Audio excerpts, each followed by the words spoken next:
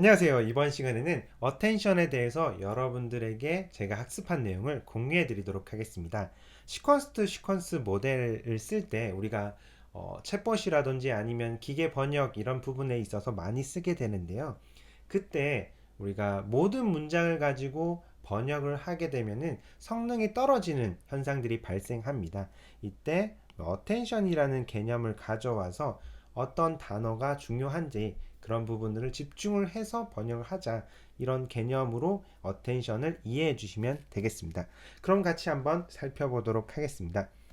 먼저 이렇게 영어가 있다면 영어를 한글로 바꿀 수도 있고요. 한글을 영어로도 바꿀 수 있고 뭐 다른 나라 스페니시라든지 다른 나라 언어들로도 바꿀 수가 있는데, 이렇게 바꾸기 위해서는 이렇게 쌍으로 된 데이터셋이 필요합니다. 이런 데이터셋을 어디서 구하느냐?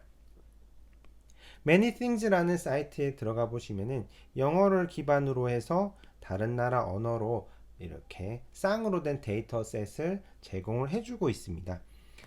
다만 보시면은 이렇게 많은 데이터가 있고요. 어떤 언어에 따라서는 작은 그런 데이터셋이 있으니까요. 자세히 보시고 다운로드 하면 될 것 같고요. 최근까지 업로드된 것을 보고 볼 수 있어서 계속해서 이렇게 만들어 가고 있구나를 알 수 있었고요. 데이터 형태는 어떤 영어와 그리고 탭, 그리고 한국어면 한국어, 그리고 탭, 그리고 뭐 저작권에 대한 내용들이 있는데, 그래서 탭을 기반으로 해서 우리가 이 단어를 잘라 나가면 될 것 같고요. 한국어 같은 경우는 한 3,000개 정도의 데이터셋이 있는 것을, 문장이 있는 것을 볼 수 있었습니다. 자, 이 데이터셋을 가지고 그 텐서플로 튜토리얼도 이 데이터셋 스페인이시와 그리고 잉글리시를 가지고 이렇게 번역하는 예제를 만들었더라고요. 자, 텐서플로 튜토리얼에 보면요, 이 Neural Machine Translation with Attention 해가지고 예제가 있습니다. 이 예제를 우리가 따라 하면서 그리고 공부를 시작해 볼 건데요. 다만 앞부분에서 텍스트 전처리는 생략을 하도록 하겠습니다. 텍스트 전처리 할 때 중요한 거는 이 텍스트 전처리가 됐다라고 했을 때 처음과 끝에 우리가 알 수 있는, 기계가 알 수 있는 그런, 이 문장의 처음이다, 끝이다 라는 부분을 반드시 붙여줘야 된다라는 점이 있습니다. 자, 시퀀스 투 시퀀스를 보게 되면요, 우리가 인코더와 디코더를 보시면 됩니다. He loved to eat 이라는 문장이 있다면 이거를 인베딩 레이어 거쳐가지고 RNN 계열의 그런 LSTM이라든지 아니면 GRU라든지 이런 게 묶여져 있는 인코더에 들어가게 됩니다.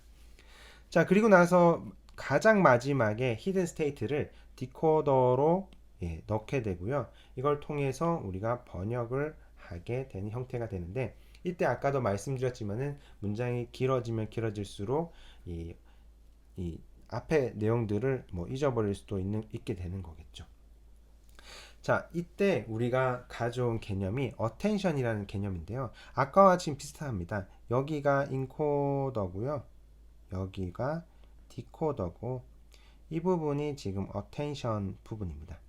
이 attention, 이 인코딩을 통해서 우리가 아웃풋이 나오거든요. 이 나오는 부분들을 통해 가지고 attention weight을 구하는 건데, 여기 보면은 그 소프트맥스를 통해서 attention weight를 구하고 있습니다. attention weight를 구하기 전에 이 스코어 값들을 우리가 알고 있어야 되는데요. 이 스코어 값들은 이 바다나우 스타일로 텐서플로 튜토리얼에서는 구현을 해놨더라고요. 바다나우 스타일을 통해서 스코어를 구하고 또 다른 스타일도 있는 것 같습니다. 자, 이렇게 그 가중치와 그리고 그 인코더에서 나오는 아웃풋, 그리고 이 히든 스테이트를 통해 가지고 우리가 이 스코어 값을 구할 수가 있고요. 이 구한 값을 가지고 attention weight를 구할 수가 있습니다. 자, 이 attention weight에다가 히든 스테이트를 곱한 다음에 다 더하게 되면은 컨텍스트 벡터가 되고요. 컨텍스트 벡터가 여기 있네요. 그리고 나서 이 하이퍼볼릭 탄젠트를 통해서 어텐션 벡터로 만들 수가 있습니다. 자, 이런 단계로 진행이 된다라는 점이고, 크게 여기서 봐서는 어렵지는 않은데 사실 이게 구현하는 데 있어서는 굉장히 좀 복잡한 부분들이 있습니다. 네, 요거는 텐서플로 튜토리얼에도 잘 나와 있는 부분이어서 넘어가도록 하겠습니다. 자, 먼저 코드를 같이 한번 보도록 하겠습니다. 인코더인데요. 클래스로 만들어져 있습니다. 이 클래스라는 게 초보자 입장에서는 조금 약간의 어떤 장벽이 아닌가라고 생각이 드는데, 간단하게 설명드리면은 초기화를 시켜야 되는 부분이 있습니다. 우리가 이 클래스 내에서 쓰는 그 변수라든지 아니면은 레이어라든지 그런 부분들을 미리 선언을 해줘야 되는 부분이 있고요. 그리고 나서 우리가 어떻게 쓸지 이 콜 함수 내에서 구현을 하더라고요. 그리고 여기 이 initialize hidden state 같은 경우는 더미 데이터를 만들기 위한 그런 함수고요. 자, 보시면은 x를 인베딩 레이어에 거쳐 가지고 GRU 이렇게만 만들어 놨어요. 그러면 리턴 값으로 아웃풋이랑 스테이트를 만들게 되는데, 자, 그러면 아웃풋이랑 스테이트, 여기서 그림에서 보면은 아웃풋이랑 스테이트를 볼 수가 있는데, 자, 이 그림으로 봤을 때 사실 똑같아 보여요. 근데 실제로 쉐입을 찍어 보면요, 아웃풋 같은 경우는 이 배치 사이즈, 시퀀스 랭스, 유닛이고요. 히든 스테이트 같은 경우는 배치 사이즈랑 유닛으로 이렇게 구성이 되어 있어요. 랭스가 빠져 있다라는 점입니다. 자, 이렇게 다르게 되면은 우리가 나중에 이거를 곱하거나 더할 때 맞춰줘야 되는 부분이 있어요. 그래서 어떻게 맞춰주는지도 뒤에서 같이 한번 보도록 하겠습니다. 자, 이렇게 인코딩을 만들었고요. 그리고 나서 자, 인코딩을 만들고 나면 두 번째로는 이 어텐션 부분을 만들어야 되겠죠. 자, 어텐션 받아 나온 형태의 어텐션입니다. 이 어텐션을 보면은 초기화 시키는 부분이 있고요. 그리고 나서 지금 쿼리 히든 스테이트 같은 경우는 배치 사이즈와 히든 사이즈 이렇게 쌍으로 이루어져 있고, 우리가 더해야 될 이 밸류 같은 경우는 배치 사이즈 그리고 길이가 추가가 되어 있어요. 자, 이렇다 보니까 우리가 디멘션을 맞춰줘야 되는 부분이 있는데, 이때 쓰는 게 TensorFlow Extended Dims라는 걸 쓰게 되는데요. 자, 여기서 query .1 하게 되면은, 예를 들어서 데이터가 x와 y가 있다고 치면은 0 적게 되면은 어떻게 되냐면요. 0이 아니구나. 죄송합니다. 1 x y가 되고요. 1 적게 되면은 x 1 y가 되고, 만약에 마이너스 1 적는다 그러면 x y 제일 마지막으로 가는 겁니다. 1 이렇게 구성이 됩니다. 텐서플로우에서 dims expand dims라고 치면은 여기 나옵니다. 원래 데이터가 이렇게 있다고 쳤을 때 0을 적는다 그러면은 이렇게 1이 들어와 있는 걸 볼 수 있고요. 1을 적는다 그러면 여기에 1이 들어와 있는 걸 볼 수 있고, 마이너스 1을 적는다 그러면 제일 끝에 1이 들어와 있는 것을 볼 수가 있습니다. 자, 그리고 나서 스코어를 아까 구하기 위해서 여기 보면은 어딨죠? 여기 스코어 구하는 받아 나온 형태로 스코어를 구하기 위해서 지금 디멘션 크기를 맞춰줬습니다. 그래서 더하기가 가능한 형태고요. 스코어를 구했고, 이 구한 스코어를 가지고 이 소프트맥스를 하면은 어텐션 웨이트가 나온다고 되어 있습니다. 그래서 어텐션 웨이트를 구하고, 그리고 컨텍스트 벡터 같은 경우는 이 두 가지 작업을 해줘야 됩니다. 먼저 곱하고, 그래서 이 value와 먼저 웨이트를 먼저 곱하고, 그리고 나서 이거 다 더하는 건데요. 다 더할 때도 리듀스 썸이라는 걸 또 써요. 자, 어떤 식으로 더하느냐에 따라서 이 달라지기 때문에 리듀스 썸 해서 지금 1을 줬는데, 이 차이가 또 뭐냐, 그냥 우리가 리듀스 썸 했다 그러면 여기 있는 컨스턴트 안에 있는 값들을 다 더해버립니다. 그래서 6이 돼버려요. 자, 이때 만약에 0을 넣는다 그러면은 어떻게 되죠? 죄송합니다. 네, 요거를 바꿔서 적을게요. 1, 1. 자, 이렇게 해서 0을 적는다 그러면 이 차례대로 더하는 겁니다. 2 더해서 이렇게 되는 거고요. 여기서 만약 1을 적는다 그러면은 이게 다르게 묶이더라고요. 지금 노란색이 잘 안 보이네요. 주황색으로 해보겠습니다. 이렇게 묶여가지고 이것들을 더해서 3이 최종적으로 되는 것을 볼 수가 있어요. 자, 그래서 어떤 방향으로 해야 되는지를 우리가 인식을 하고 이렇게 작성을 할 수 있다는 점을 이해를 해주시면 되겠습니다. 최종적으로는 컨텍스트 벡터와 어텐션 웨이트를 이 바다나와 어텐션에서는 반환을 하고 있습니다.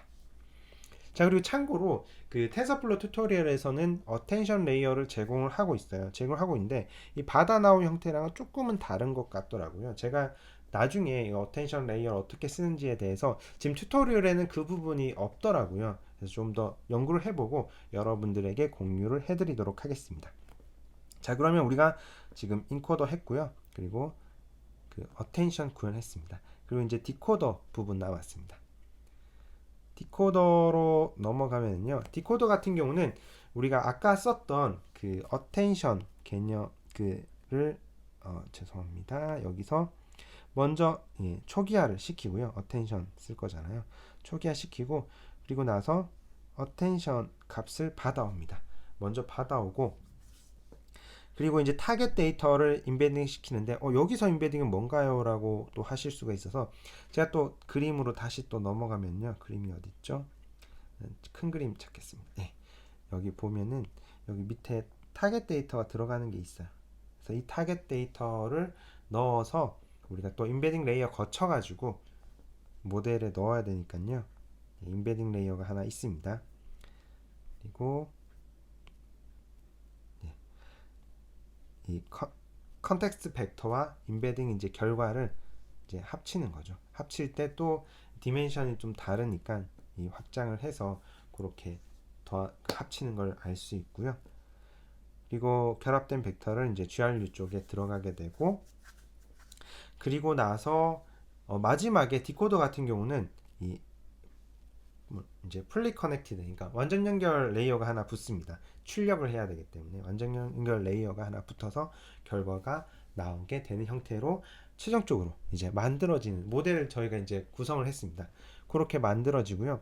다만 이렇게 복잡하게 만든 이제 모델을 가지고 학습을 시켜야 되는데 학습도 조금 더 복잡합니다. 우리가 기존에는 그냥 핏을 했다면은 여기서는 이 TF 그레디언트 테이프이라는 것을 써서 테이프에 모든 연산이 기록되게 됩니다. 자, 요 형태로 우리가 학습을 시키거든요. 이 부분도 텐서플로우 튜토리얼에서 한번 찾아가지고 어떻게 쓰는지 좀 익힐 필요가 있습니다. 로스를 이제 좀 점점 줄이는 방법인데요. 티칭 포스 방식을 쓴다라고 하는 거는 우리가 그 여기서 번역해야 될 게 만약에 뭐 I를 번역해야 되는데 이게 나는이라고 나와야 되는데요. 뭐 너는이라고 나왔다고 칩시다. 그러면 이 뒤에 번역해야 되는 것들도 사실상 다 잘못될 수가 있어서 여기서 어떤 것을 번역하던 나중에 이 두 번째 러브면은 그 첫 번째는 여기서 너는 하더라도 두 번째를 예측할 때는 나는 이라는 데이터를 넣어서 예측하게 만드는 겁니다. 그게 이제 티칭 포스 방식인데요. 자, 이 방식을 통해서 우리가 학습을 시키고 로스를 최소화시켜 가지고 그레디언트 타입 쓸 때 이런 식으로 쓰는 형태가 있습니다. 자, 이렇게 쓰고 또 하나 이제 데코레이션이 붙어 있는데요.